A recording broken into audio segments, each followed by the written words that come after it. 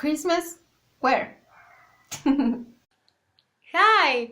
Welcome to this very festive reflective diary video.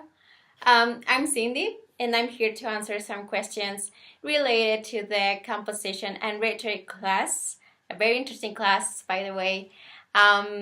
With no further ado, let's jump into the questions. So the first question is, how will you compose or revise differently if you have more time? I was thinking about what I do when I am revising my papers, and basically I take like 4 steps, and is large revision, small revision, editing, and proofreading.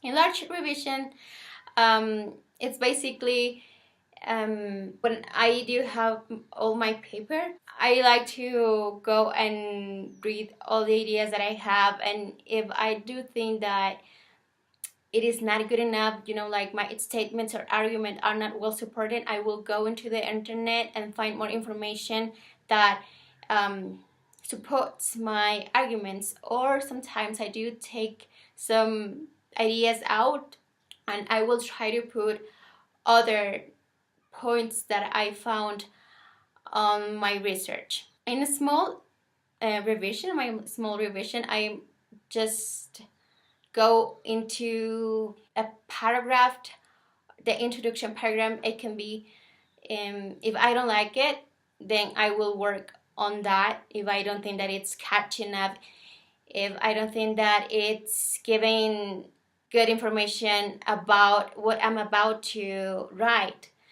or probably the conclusion, probably if I'm not being concise, that's basically like small revision, just going into a paragraph that I don't like and try to make it stronger. Then I do editing, try to find minor errors, like punctuation. If I'm given a lot of details, I will take them out if I don't think those are important. Finally, I do I try to read as many times as possible. This helps me to check if my paper is good enough to like for other person to read, if it's readable. It is friendly with the reader. All right, the second question. Describe your writing process. How is it different than when you first started this course? I don't think that my writing process is a lot different than what I was doing in the past, because the first thing that I do is do some research first. If it's something that I already knew, then I will just find if I am, what I do think about it, like if I support or if I don't support, and I will always try to come with a thesis, and then I will find arguments and information that support my arguments, and then I will just revise my paper. But what is different now is I don't focus anymore just on me, just in my perspective. I do take different perspectives from different authors, and also I do think about my audience who's gonna be. In the past, I didn't really focus about that. I was just, I think this, and yes, I think this. But now is I try to be more friendly with my audience in terms of vocabulary, punctuation. I try just to make my writing suitable and pleasurable to read for my audience. What is your strongest composition? What is your weakest composition? Why? So the weakest was definitely Superman and Me. We had to summarize the article written by Alexis Sherman. But I was not summarizing. I was giving a lot of details that were not needed and were not important on my essay. I mean, on my summary, and I also missed the main point. Now I'm gonna talk about the strongest one, and it is the restaurant review. I was freaking out. I didn't want to write this essay because I didn't even know how to describe food in Spanish. So I was afraid. I told my mom, I don't want to do this because I don't know how am I gonna talk about food in English. I don't know how to describe it. Focus and like texture, flavor, and try to come with different ways to express what I was experiencing. And the criteria, the pictures, and the authoritative tone that I used gave me an A on that essay. Question number 4. How have your peers and other readers of your work affected how you revise?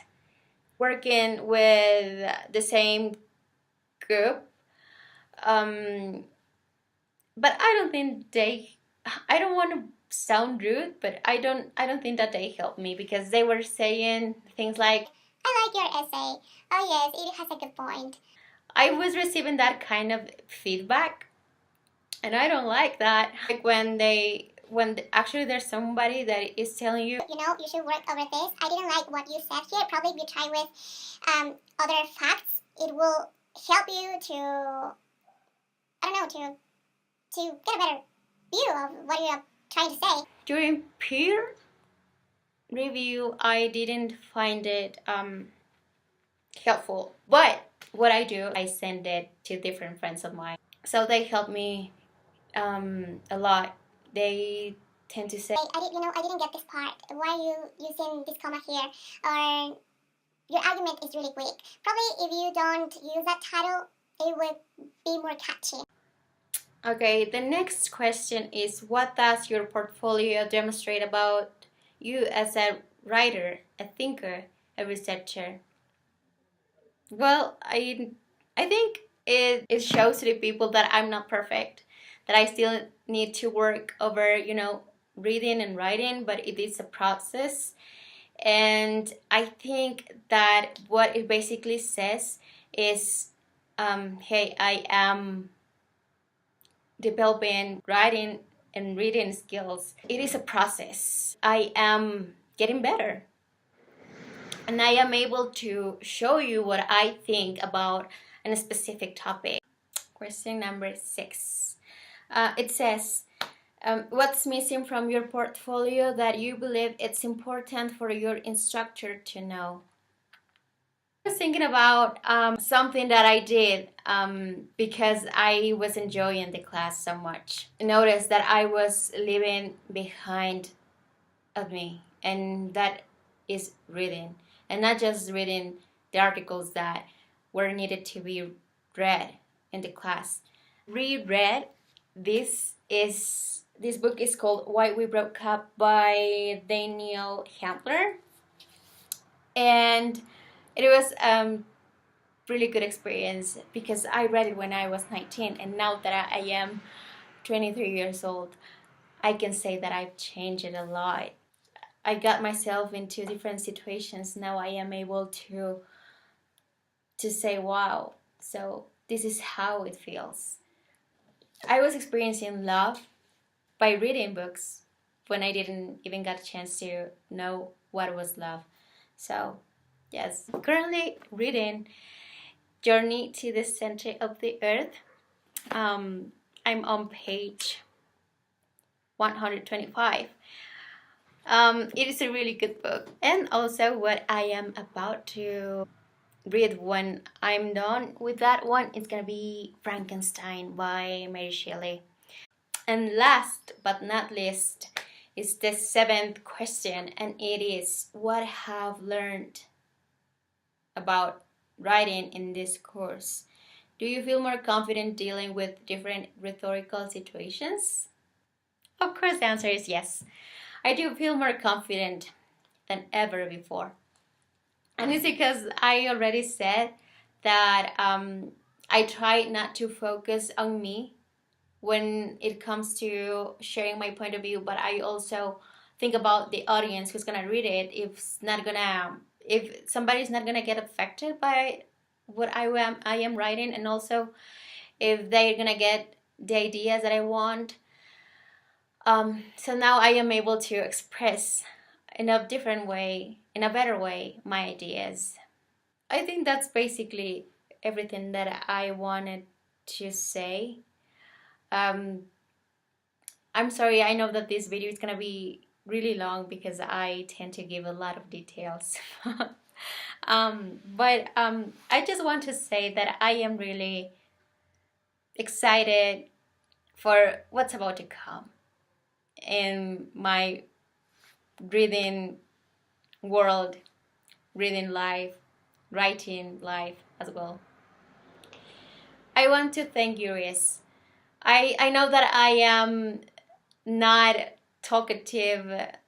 I'm not this expressive. I don't know. I don't really participate in class. I'm more of a shy nature. But I really enjoyed your class and all the readings. Um, it was a pleasure for me to take this class with you, Riz. And I always try to do my best when it comes to writing, reading, or any type of